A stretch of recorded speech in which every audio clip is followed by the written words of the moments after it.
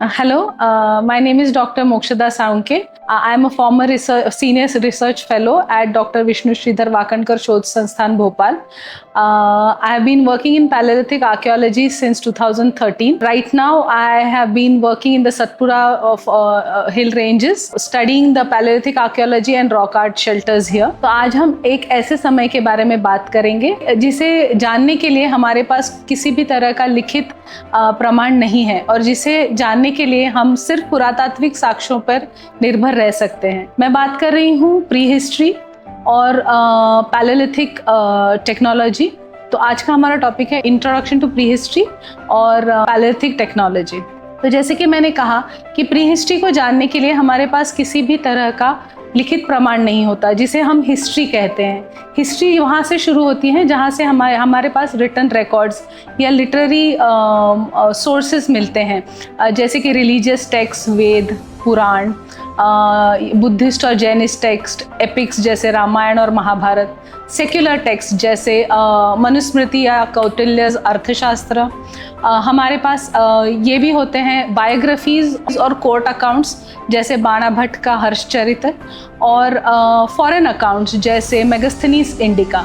लेकिन जब हम प्री हिस्ट्री की तरफ आते हैं हमें ये पता चलता है कि हमारे पास लिखित प्रमाण कोई भी नहीं है। तो हमें सिर्फ आर्कियोलॉजिकल रिकॉर्ड्स जैसे stone tools, rock art, pottery, botanical and zoological remains, उसके बाद हमें एंशिएंट डीएनए, इन सारी चीज़ों पर निर्भर रहना पड़ता है। अगर हम देखें तो प्री हिस्ट्री का टाइम काफ़ी लंबा है।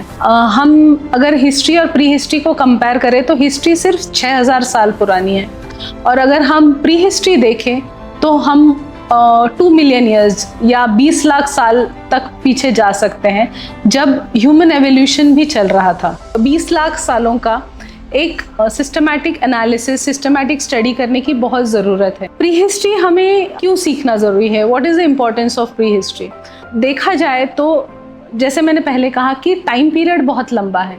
उसके अलावा हमारा देश भिन्न भिन्न जाति, भिन्न भिन्न भाषाओं से बना है। तो जब हम ये जानने की उत्सुकता रखते हैं कि ये भिन्नता या ये समानता आई कहाँ से, तो प्री हिस्ट्री हमें cultural evolution and transitions, how the human body and brain changed, genetics, dietary restrictions, food sharing practices, family life, symbolism, origin of language और strategies of war and peace, इन सारी चीज़ों का उद्गम हमें प्री हिस्ट्री से मिलता है। बेसिकली प्री हिस्ट्री हमें ये बताता है कि आज जो हम हैं ये कहाँ से आए, कैसे बने, क्या सिचुएशंस थे, क्या एनवायरनमेंट था जिससे हम आज जो यहाँ बैठे हैं एज मॉडर्न ह्यूमंस। तो प्री हिस्ट्री हमें ना कि बस ये सिखाता है कि हमने कैसे एंशिएंट एनवायरनमेंट्स से, पैलियो एनवायरनमेंट्स से अडेप्ट किया, बट जो आने वाला समय है, जो बदलाव आ रहे हैं, उसे हम कैसे अपने आप को अडेप्ट कर सकें। तो जब हम प्री हिस्ट्री देखते हैं तो प्री हिस्ट्री का टूल टेक्नोलॉजी के हिसाब से अलग अलग डिवीजन होता है, जैसे पैलियोलिथिक पीरियड, मेसोलिथिक पीरियड और नियोलिथिक पीरियड। पैलियोलिथिक पीरियड जिसे हम ओल्ड स्टोन एज कहते हैं, मेसोलिथिक पीरियड जिसे हम मिडिल स्टोन एज कहते हैं और नियोलिथिक पीरियड जिसे हम न्यू स्टोन एज कहते हैं। इसमें से सबसे लंबा समय है पैलियोलिथिक का, क्योंकि उस टाइम पे हम ह्यूमन एवोल्यूशन भी साथ साथ देख रहे हैं। अलग अलग तरह के होमिनिन स्पीशीज उसी समय पे पूरे जग में फैले हुए थे। At the same time human species और with hominin species there was also a change in tool technology और stone tool lithic technology. Palaeolithic period को अगेन 3 डिविजन्स में डिवाइडेड है, लोअर पैलियोलिथिक, मिडिल पैलियोलिथिक और लेट पैलियोलिथिक। तो stone tools के साथ साथ हमें रॉक आर्ट भी मिलता है इन टाइम पीरियड्स में।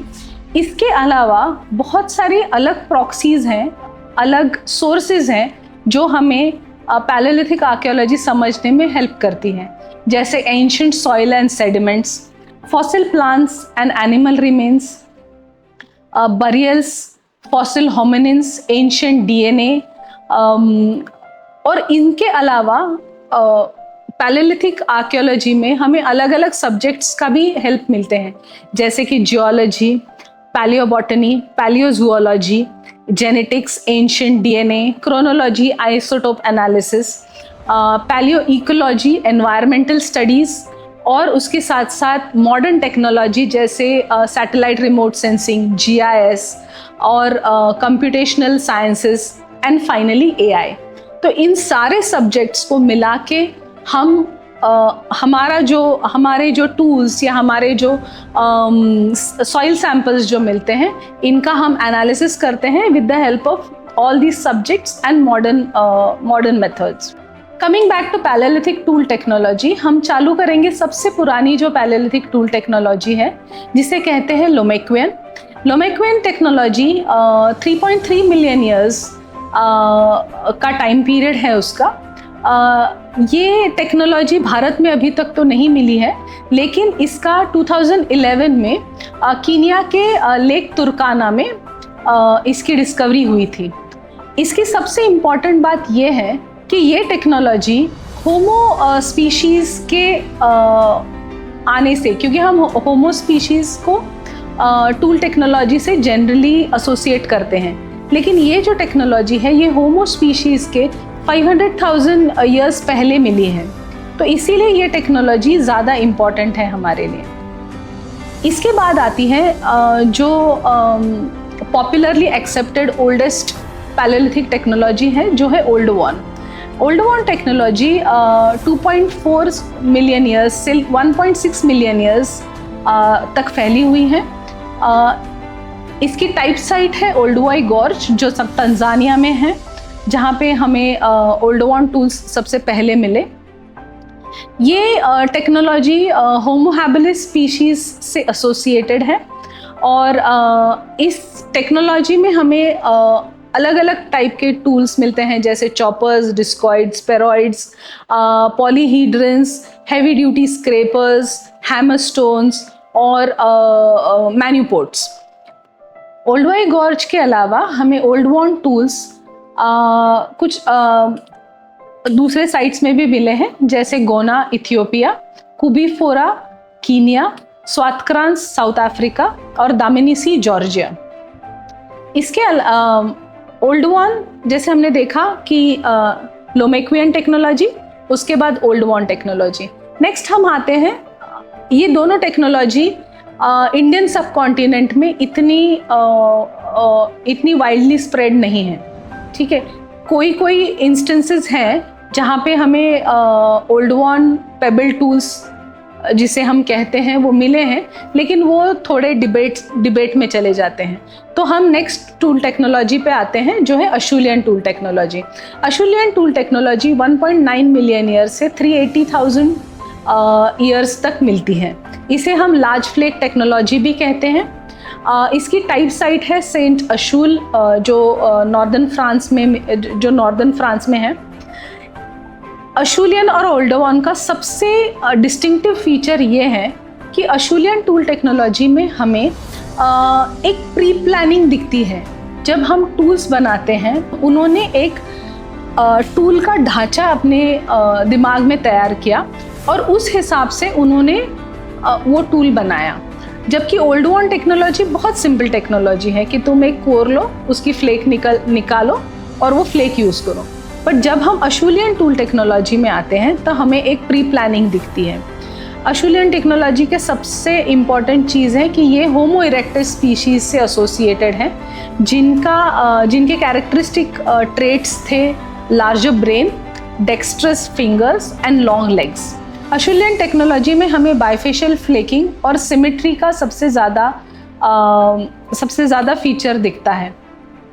सबसे इम्पॉर्टेंट साइट्स इंडिया में अशूलियन साइट्स हैं अतिरमपक्कम, भीमबेटका, इसामपुर, डिडवाना, बोरी, मोरगांव, और इंडिया के बाहर हमें साइट्स मिलते हैं जैसे ओलरजसाइली कीनिया में और बॉक्स ग्रोव इंग्लैंड में।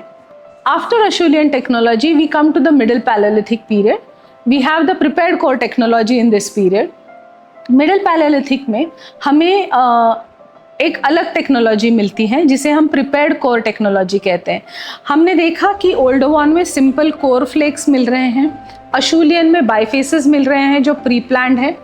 अब हम middle palaeolithic prepared core technology में आते हैं, जिसमें कोर को इस तरीके से प्रिपेयर किया जाता है कि हम एक कोर से मल्टीपल फ्लेक्स निकाल सकें और उसके मल्टीपल टूल्स बना सकें। ये बेसिक डिफरेंस है इन टेक्नोलॉजी का। तो मिडिल पैलेलिथिक टेक्नोलॉजी 300,000 ईयर्स से 50,000 ईयर्स तक फैली हुई है। इसका एसोसिएशन निएंडरथल्स, डेनिसोवन्स और होमोसेपियंस इन स्पीशीज से है। इसकी इम्पॉर्टेंट टेक्नोलॉजी है लेवालुआ टेक्नोलॉजी। तो लेवालुआ टेक्नोलॉजी में क्या होता है, हम एक कोर लेते हैं जिसे हम दोनों बाइफेशियली फ्लेक करते हैं। बाइफेशियली मतलब ये एक फेस है और ये दूसरा फेस है। तो बाइफेशियल फ्लेकिंग तो है जो अशूलियन से चली आ रही है, लेकिन अशूलियन में बाइफेशियल फ्लेकिंग करके एक टूल बनता था। इसमें हम क्या कर रहे हैं, इसे बाइफेशियली फ्लेक करके हम कोर प्रिपेयर कर रहे हैं जिससे हम अलग अलग फ्लेक्स निकाल सकें। हम प्रिपेयर करेंगे, ये होती है प्रिपेयर्ड, यहाँ पे प्रिपरेशन साइड होती है, यहाँ से प्रिपेयर होता है कोर और यहाँ से फाइनल फ्लेक निकलती है। तो ये होता है लेवालुआ टेक्नोलॉजी का मेन सिद्धांत। इसके साथ साथ ये जो फ्लेक्स निकलते हैं लेवालुआ टेक्नोलॉजी से, इनसे हम अलग अलग तरह के स्क्रैपर्स बनाते हैं, पॉइंट्स बनाते हैं और बोरर्स, फिर नॉचेस, ऐसे अलग अलग तरीके के टूल्स इनसे बनते हैं। साइट्स जो middle palaeolithic sites in India are many. Okay, so starting from Attirampakkam, Samnapur, Nevasa, Bhimbetka, Didwana, Jwalapuram और मेरे खुद के डिस्कवर्ड साइट्स जो मैंने मिडिल गोदावरी बेसिन में काम किया था, पोचमपत, गौतम नगर, गुंजापड़गु, बोयापल्ली। आउटसाइड इंडिया जो मिडिल पैलेलिथिक साइट्स हैं वो है Qafzeh caves and Misliya caves in Israel, Blombos and Klasies caves in South Africa, Jebel Irhoud in Morocco, Le Moustier in France, Shanidar caves in Iraq, Denisova cave in Russia.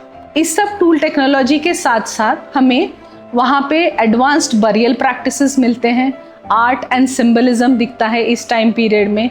और इसके साथ साथ जो climatic change था, तो इस changing climate से उस टाइम पीरियड के जो होमिनिन्स थे, जैसे मैंने कहा निएंडरथल्स, डेनिसोवन्स या होमोसेपियंस, इन्होंने अपने आप को अडाप्ट करना शुरू कर दिया।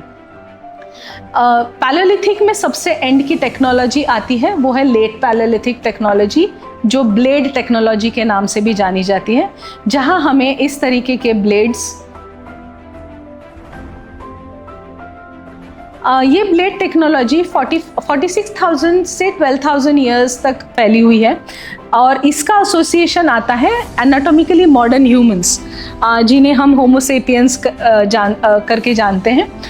इनका एक ग्लोबल एक्सपांशन दिखता है कि ये स्पीशीज़, पहले जैसे हमने देखा अलग अलग टाइप के स्पीशीज़ थे, जैसे होमो इरेक्टस हो या होमो हैबिलिस हो, निएंडरथल्स हो, डेनिसोवन्स हो, इन सब को सरपास करके अभी हमें दिखती है कि सिर्फ एनाटॉमिकली मॉडर्न ह्यूमंस हर जगह फैले हुए हैं, बाकी सारे स्पीशीज धीरे धीरे एक्सटिंक्ट हो गए हैं। Late paleolithic period is associated with figurative art, cave art, जहाँ जो हम केव पेंटिंग्स वगैरह देखते हैं, रॉक आर्ट देखते हैं। तो लेट पैलेलिथिक पीरियड के टाइम पे बहुत सारे हमें इंडिया में, इंडिया के बाहर बहुत सारे रॉक पेंटिंग्स और रॉक आर्ट मिलते हैं। ये ब्लेड टेक्नोलॉजी है, वो जनरली ऐसे मटेरियल्स पे बनती थी जो फाइन ग्रेन्ड हो, जैसे चर्ट है, चाल्सीडोनी है, जैस्पर और क्वार्ट्स। जो लेट पैलेलिथिक के जो साइट्स हमें इंडिया में मिलते हैं, उसमें सबसे इम्पॉर्टेंट साइट थी बिल्ला सुरगम केव्स, जो MLK मूर्ति जी ने कुरनूल में, आंध्र प्रदेश में डिस्कवर की थी, जिसके बाद से ये पता चल गया कि हाँ, इंडिया में भी ब्लेड टेक्नोलॉजी मिलती है, पाई गई है। उसके बाद बहुत सारे साइट्स हैं, जैसे भीमबेटका, पाटने, बेलन वैली, बागोर, मेहता केरी और साइट्स जो मैंने मेरे इस एक्सप्लोरेशन में डिस्कवर किए हैं, जैसे गड़ागढ़, मुआर कलां जो सतपुड़ा हिल रेंजेस में हैं, और मिडिल गोदावरी बेसिन में भी बहुत सारे साइट्स हैं, जैसे बोथ, पोचेरा, काशीपेट, सोमगुंडम। तो ये सारे साइट्स हमें लेट पैलेलिथिक ब्लेड टेक्नोलॉजी देते हैं। जैसे ये ब्लेड कोर है, आप देख सकते हैं। तो ये टेक्नोलॉजी और ये टेक्नोलॉजी, इसमें डिफरेंस दिखाई देता है, जिससे हमें पता चलता है कि ये दोनों जो टूल्स हैं वो अलग अलग टाइम पीरियड के हैं, जो अलग अलग टेक्निक से बने हैं। ये कहते हुए और एक बात मैं कहना चाहूँगी कि ऐसे बहुत सारे साइट्स होते हैं जहाँ हमें हैंड एक्सेस भी मिलते हैं, जहाँ हमें प्रिपेयर्ड कोर्स भी मिलते हैं और जहाँ हमें ब्लेड्स भी मिलते हैं। ऐसे साइट्स को हम पैलिम्सेट्स कहते हैं। ये पैलिम्सेट साइट्स इसीलिए तैयार हो जाती हैं क्योंकि एक कल्चरल एडमिक्सचर होता है कि वो साइट इतनी पुरानी है कि there is a continuous cultural occupation at that site. So in order to understand this difference, we need to study the entire assemblage, including the course, the finished tools and the debitage also. As a researcher, Paleolithic archaeology में हमें बहुत सारे debates और बहुत सारे research problems को answer करना पड़ता है।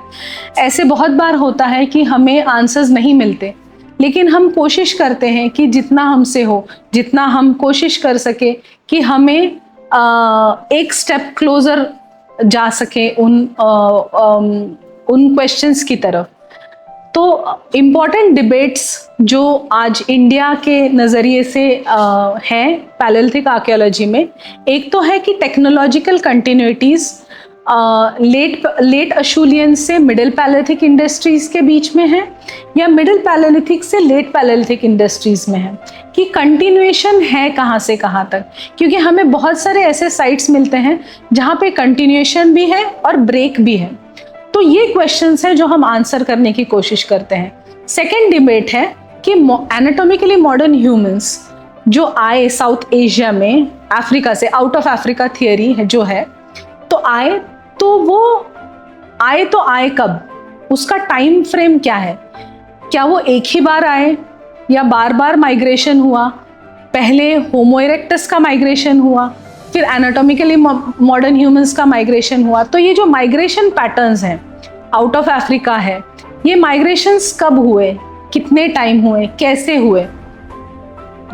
और दूसरी बात है कि इन माइग्रेशंस के साथ साथ कौन सी टेक्नोलॉजीज आई उन होमिनिन स्पीशीज के साथ, मिडिल पैलेलिथिक टेक्नोलॉजीज आई या ब्लेड टेक्नोलॉजी आई। तो ये सारे डिबेट्स हमारे आज भी ऑनगोइंग हैं। इंडिया के नज़रिए से देखें, भारत के नज़रिए से देखें, तो हमें बहुत सारे क्वेश्चंस के आज भी आंसर्स नहीं हैं। जैसे कि हमें बहुत सारे टूल्स मिलते हैं, लाखों करोड़ों में टूल्स मिलते हैं, लेकिन उसी कंपैरिजन में हमारे पास होमिनिन फॉसिल्स नहीं है। तो ये सवाल आता है कि इनको बनाया किसने, who are the makers of all these tools. तो ये सबसे बड़ा सवाल है जो जिसका आंसर हम ढूंढने की कोशिश ज़रूर करते हैं।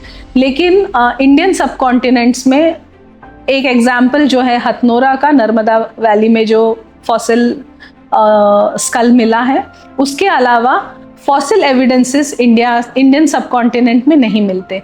तो हमें आज भी टूल्स और टूल टेक्नोलॉजी पे ही निर्भर रहना पड़ता है।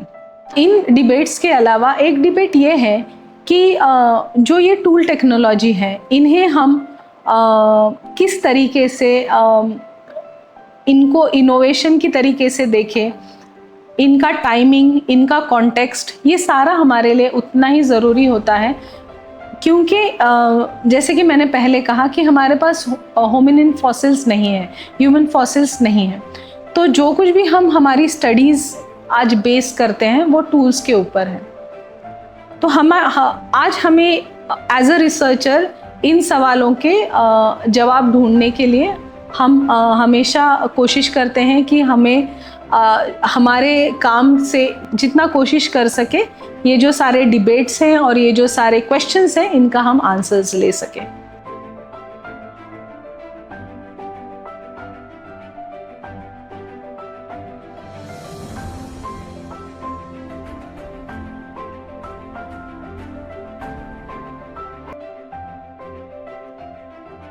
ये डिस्प्ले में रखे हुए हैंड एक्सेस हैं जिसे हम अशुलियन बाइफेशियली फ्लेक टूल्स कहते हैं। ये हैंड एक्सेस हैं यहाँ पे आप देख सकते हो, यहाँ पे क्लीवर्स हैं। ये भी बाइफेशियली फ्लेक्ड है, अशुलियन क्लीवर्स। ये अशुलियन बाइफेशियली फ्लेक्ड क्लीवर है जो हैंड एक्सेस और क्लीवर्स का जो हमने बात की, तो ये उसके एग्जाम्पल्स हैं जो डिस्प्ले में है यहाँ म्यूजियम में।